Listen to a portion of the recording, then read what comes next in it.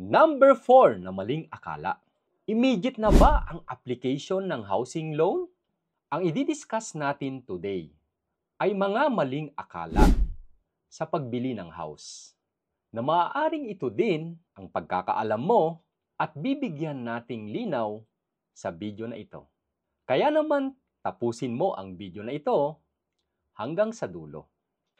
Number 4 na maling akala.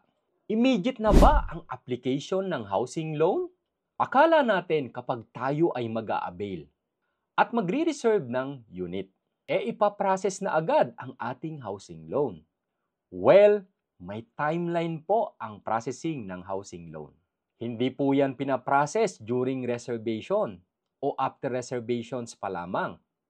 Lalo kung ang na-avail po natin ay sa subdivision development, na nakadepende sa progress mismo ng housing project. Yung status ba nito ay nasa pre-selling pa lamang? Siyempre, wala pa pong nakatayong bahay. Of course, hindi po talaga ipaprocess pa ang ating housing loan dahil wala pa pong nakatayong bahay.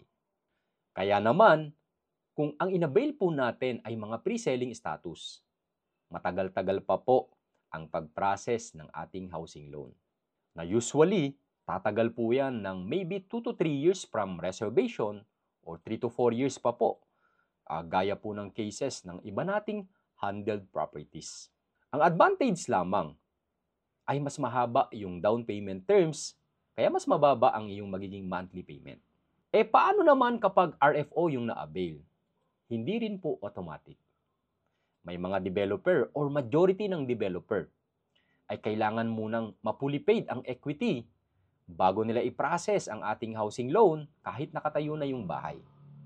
Bagamat may mga developer din naman na kahit hindi ka pa fully paid ng equity, ay pwede na nilang i-process ang housing loan para mas mabilis kang makalipat.